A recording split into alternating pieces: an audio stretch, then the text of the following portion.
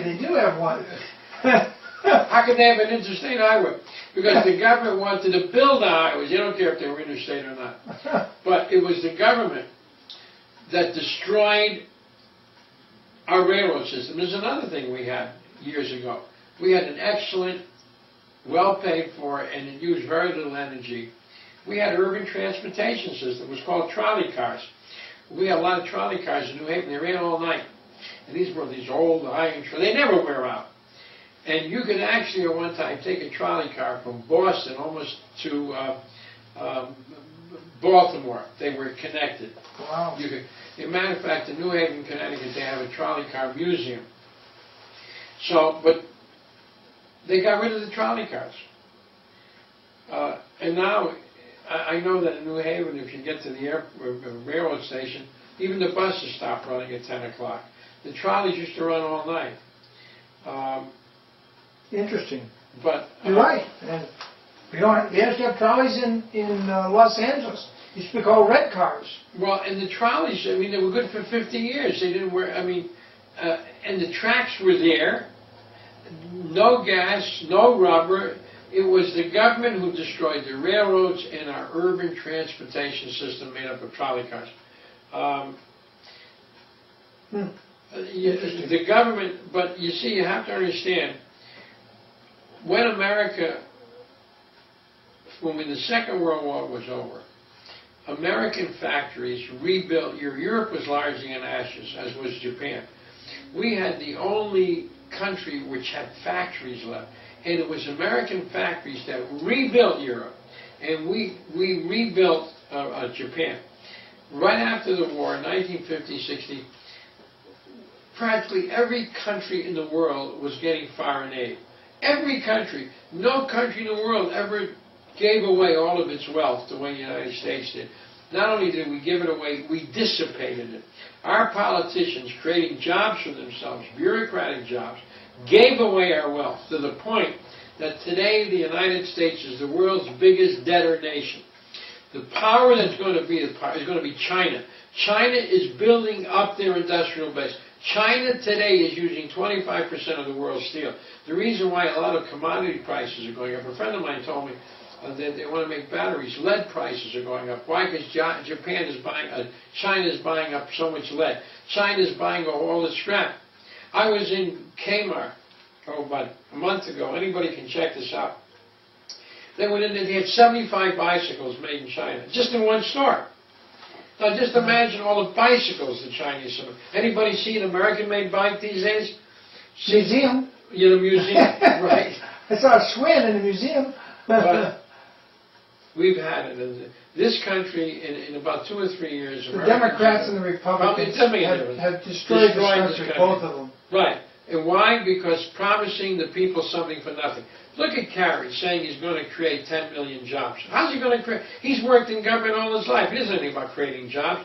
Jobs come about because some individual believes that there is a climate for making a profit. And he has the capital to go in business. But in order to go in business, you need capital. And to get capital, you need savings. And we have a minus savings rate today. Americans are in hock up to their eyeballs. If the value of their houses go up, they refinance their houses, take the money out and buy something else. So they borrow out the equity. The point is, the people don't own their houses. They rent their car, or they lease their cars. There is no savings to speak of. We're not generating savings. And when the government keeps talking about, when they want to say how good the economy is, they talk about sales. Sales are up. Sales are up. And when sales are up, that means Americans are buying more products made in China. I mean, what is important is what we are producing. It's productivity that's important, not consumption. We're not producing anything. Yeah, now, right. when they talk about the United States economy, what are we producing? Now, you have these containers. We produce deficits. That's exactly right. And we produce a lot of worthless paper currency. A lot of paper that people still think has value. You know what's happening? Just think of it. When these container ships come in, they come in loaded with equipment, but they go out empty. So now the Chinese are paying the cost of transportation both to the United States and back. But a lot of these containers stay here, and they're being piled up in a lot of our seaports, and they have no room for these containers anymore because they just leave them here. Normally, the containers should be filled up and sent back. But we are paying for these imports by charging the imports. See, normally a healthy country pays for imports, consumer imports, with consumer exports. But we are not doing that. We are paying for consumer imports with Federal Reserve notes. Now, when China and Japan gets these notes, they pile up, and then they use them to buy our bonds or our land. Now, the government says, oh my God, the American economy is so great that Europeans and foreigners want to invest in America. No, what they're doing is buying up America. When they invest in America, they're buying it up. And many products that Americans would think are normally American businesses are now foreign owned. So therefore, the profit from these businesses now flow overseas. And we're going to become a third world nation? Yeah, well, if you look at our trade, in comparison to China today, we're a third world nation. Now, you can tell us an advanced nation. China is sending us manufactured products. What do we send back? We send back scrap, hay, and we ship to China, apart from maybe... wood pulp. We send them some wood pulp. We send them wood. They're buying up our wood, they're buying up our scrap, and they're buying up our hay. And what do they send us? Manufactured products. I mean, you go in... I mean, you can't buy a radio that's not made in China. And you know, when you think about it, 25 years ago, they weren't making anything. All they were making is these little blue hats and little blue outfits. Yeah. And now Americans have gone over there and shown them how to make shoes and how to make clocks and how to make. When you go, all you got to do is go to Walmart. All their products. I'll tell you how. And that's because the Chinese let other people make money in their country, which is interesting. The communist Chinese let outsiders make money in their country without charging them with these horrendous taxes and horrendous regulations. But there's another thing. They don't have workmen's compensation laws. You don't have to worry about job discrimination, age discrimination. What has happened here is that the bureaucrats who are in control of the United States, these bureaucrats never worked in their lives. So they pass laws that sound outside of government. Yeah, outside. So they pass laws without even thinking the impact on the... Let me give an example. Now, it sounds great to say, well, if a woman has a child, you know, she really ought to deserve her job back. And therefore they pass a law that if a woman has a baby, she has a right to get her old job back after 3 months. So that sounds great. It sounds like compassion. But let's look at the businessman. I had a son who had a business, and he hires his girl. He got a one-girl office primarily. She leaves. He has to hire somebody to take him, and it's a lot of work to train somebody in a small office. So now he trains her, and all of a sudden, she's out of work. She doesn't come in 1 day, 2 days. I mean, she's absent a lot. I mean, for a couple of weeks. Mm-hmm. And then he discovers she's pregnant. Because he calls me and says, oh boy, am I in trouble. Because if she's pregnant, and once she has a baby, he has to hire her back. But then how do you hire a replacement to say to the replacement, no, this job is only going to be for 3 months or 4 months until she comes back? Well, who wants that job? So now my son was going to have trouble thinking in terms of how he was going to replace her when she had a baby. And now he can't fire her because... Right. That wouldn't be a problem in China. So here's what happened. But fortunately, she quit, apparently. Mm-hmm. But the person who passes the law that a person who has a child has a right to get your job back, he doesn't realize the problems that creates for the entrepreneur. Now, if you want to have a child, that's your problem. It's not, you've elected to have a baby. Right. That's your problem. Now, it sounds very good to say, we're going to give you your job back. But what does that do for the person who runs a business? How can he hire a replacement? And then he has to explain his job to somebody. I mean, the whole thing is ridiculous. And why Does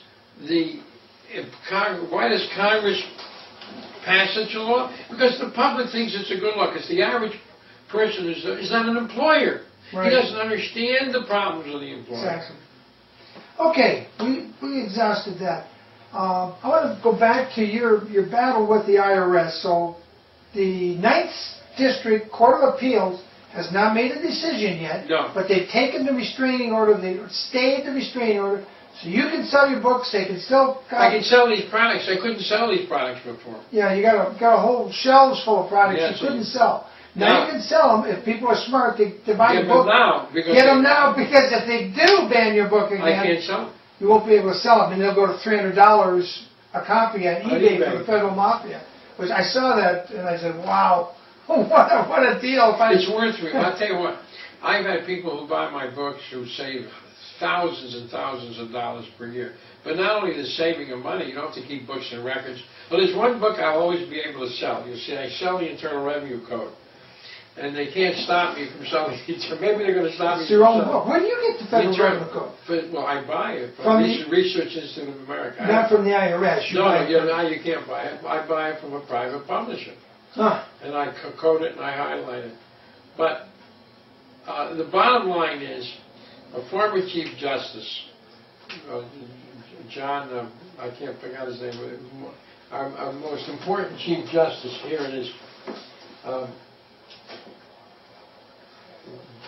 what's his name, said, how do you like that? I can't even think of his name. You're not saying John Marshall. John Marshall, in Marbury versus Madison. The power to tax involves the power to destroy. To destroy, absolutely. And that's what the government has done. Right. And you have to, you know, I want your listeners to consider something here. I mean, this is so clear.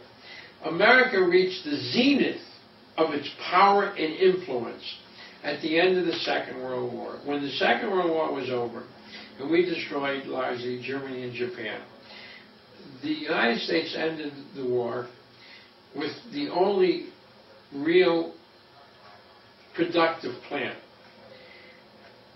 In 1945, 1950, America's influence was just, it's unbelievable. America got anything it wanted. Every country was beholden to the United States. If you look in the newspapers of the era, or magazines, they always talk about it was a dollar shortage, No, it was a shortage of American products. That was the age of what was known as the ugly. You ever hear about that? The ugly American. Remember the ugly American? Yeah, there was a book written. What was the ugly American? The ugly American was Americans traveling around the world with cameras slung around their neck, with money to spoil, and everybody was jealous of the Americans because we had them. Well, that was my interview in 2004 with the indomitable Irwin Allen Schiff, father of a U.S. Senate candidate from New York State, I believe. I think his name was Peter Schiff. Irwin was a genuine hero, a later-day patriot of the Revolution, pointing out that in the Constitution, all taxes have to be apportioned among the states, and they're not allowed to tax you on your wages. The federal corporate income tax is something else, but individuals should never have to pay a federal personal income tax. It is voluntary. Who says so? A guy named Aaron Russo, who once ran for governor of Nevada, once met with the bank gangsters known as the Rockefellers, and it was during a lunch he had with one of the Rockefellers at their invitation that Aaron Russo decided to part company with those kind of people, meaning those kind of Rockefeller people. He eventually tried to capture the Libertarian Party nomination for president, But because he wasn't perfectly versed in libertarian rhetoric and libertarian issues, his main issue was to get rid of the IRS, which has been a Libertarian Party issue since the Libertarian Party was created in 1972 and only on the ballot in 2 states. Got to be on, I think, 36 ballots by 1976. And by 1980, for the first time, the Libertarian Party was in all 50 states, but not as a political party in all 50 states. But their candidate, Ed Clark, and his running mate, billionaire Ed Koch, K-O-C-H, were on the ballot in all 50 states in 1980. And that was a highlight until recently. I think they got like 3% of the vote, but it was, just not enough to make a big difference. They did elect state senators in Alaska and local officials all over America. But Aaron Russo decided to do a film on this IRS. And it was called From Freedom to Fascism. It's over 2 hours, and I recommend you watch it. It can be found, From Freedom to Fascism. We're going to give you a little taste of it. He has also passed away back in August of '07, and I knew Aaron Russo personally. I was at his premiere when it premiered on Wilshire Boulevard in Beverly Hills more than a decade ago. Hard to believe he's been dead now more than a decade. But these guys, Irwin Schiff, Aaron Russo, are patriots of the Constitution and those that treasure the Bill of Rights. Keep in mind, the First Amendment is about freedom of speech, freedom to publish, freedom of assembly. And a crooked federal judge in Las Vegas, which I'm hoping Trump will one day send arrest warrants for him too. This crooked judge said, no, you can't publish a book called The Federal Mafia because it hurts the IRS, even though it tells the truth. And everything in it comes right out of the IRS's own hand manual. That judge should have died in jail. Instead, Irwin Schiff, the patriot, died in prison, blind, going deaf, chained to a hospital bed in a prison, because Obama couldn't find it in his heart to give him a pardon, or what they call a medical release. The man was dying. He was on his last stages, in his late 70s or 80s. And Irwin Schiff died in prison. One day we're going to talk about who Obama did pardon. Mostly drug addicts, drug pushers. We'll have a long list, and we'll bring that to you. Here we go with From Freedom to Fascism, and the production and main figure in it is Aaron Russo, who discovered Bette Midler, was a multi-million-dollar, big-time, big shot in Beverly Hills, making big-time movies. And then he did this, and that was the end of his career. Probably the best part.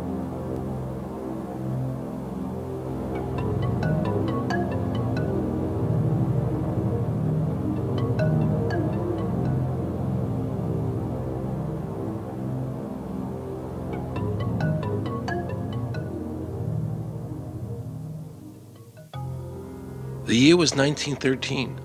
Woodrow Wilson was president, and powerful banking interests, who had been trying for years, finally achieved their long-term goal of a silent coup d'etat by taking control of the American government.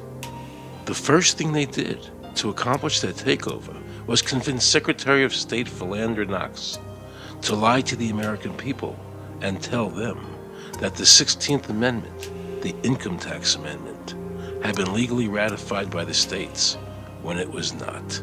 The bankers knew that this tax would ultimately end up in their pockets. Because of this fraud, the American people were led to believe there was now a tax on their labor. Congress and the president are completely aware of this fraud, and it was even cited in a recent court case.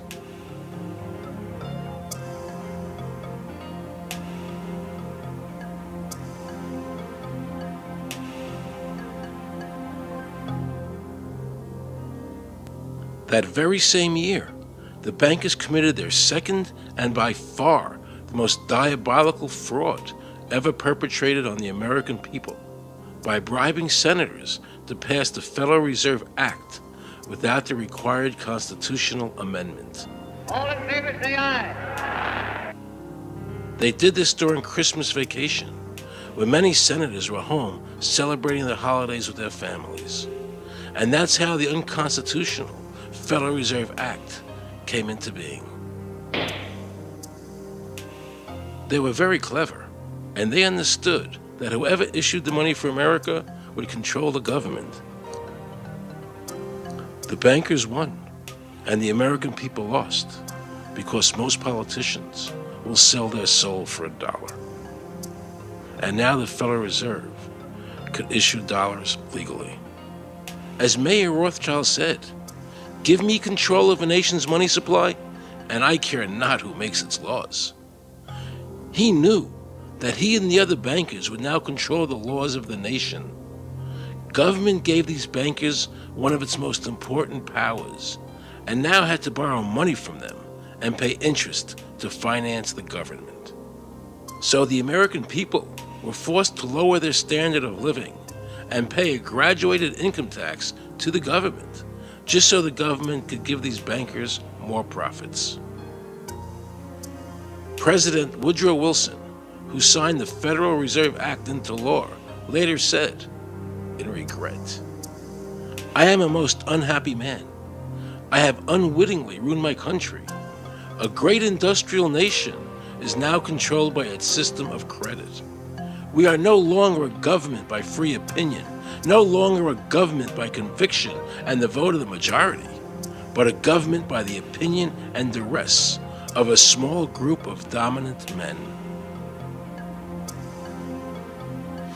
The Federal Reserve was created by Congress in 1913, and it was entrusted with the power granted originally to the Congress by the U.S. Constitution to coin money and regulate the value thereof.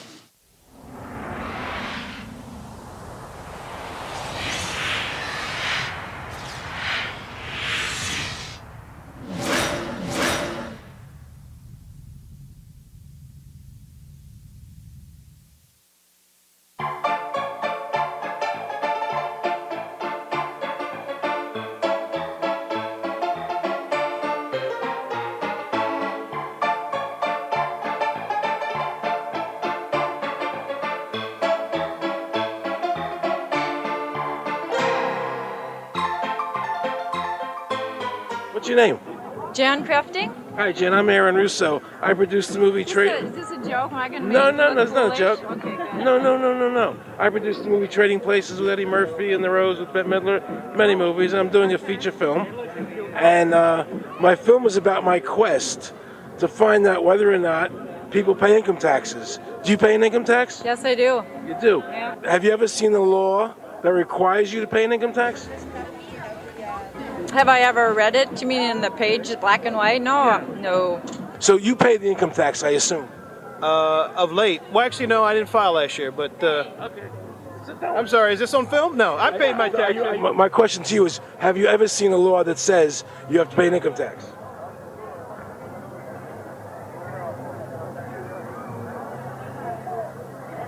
The law is that guy that wears that badge and a gun. That's the one that puts you in jail. That's the law. Actually, I can't stand the IRS. Okay.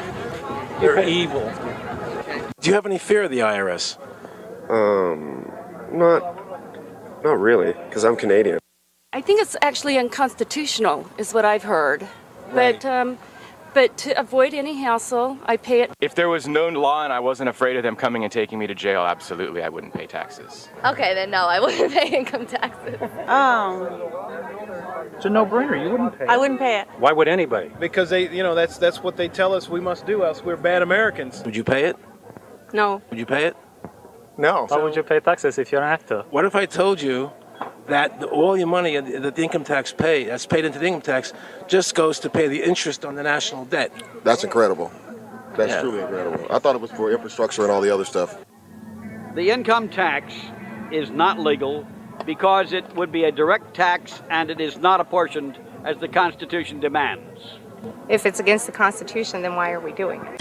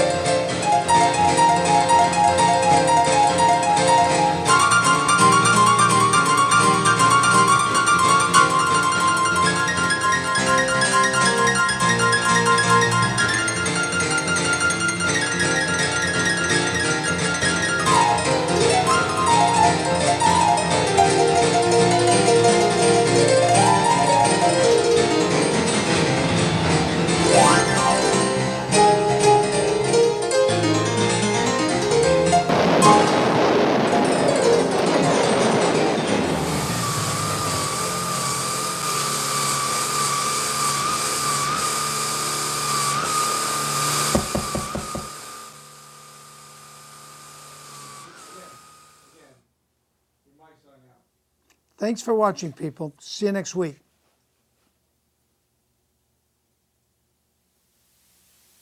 I really expected that, of course, there's a law that you can point to in the law book, the code, that requires you to file a tax return. Of course there is. Maybe I don't know what it is right then as he was speaking to me, but sure. So naively, I agreed to go off and research it and get back to him. 3.5 months later, I was at that point where I couldn't find the statute that clearly made a person liable, at least not me and most people I know. And I had no choice in my mind except to resign. I had to leave the IRS because I presented evidence that I had accumulated indicating that the agency was violating the law and violating people's rights. And I asked the agency for a response to my sincere concerns.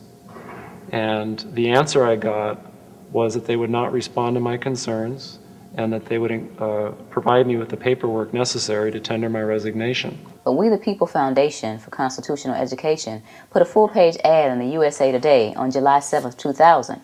And within the body of that ad was a $50,000 challenge for anyone that could show the law. And to me, $50,000 is a lot of money. So I went after that and did the research based on the fact that I thought, let's put this baby to bed. I'm hearing all these rumors. I'm going to kill 2 birds with 1 stone. I'll answer these people's questions that are asking me, and then I'll win this $50,000. And, based on the research that I did throughout the year 2000 and that I'm still doing, I have not found that law. I've asked Congress. We've asked a lot of people in the IRS Commission.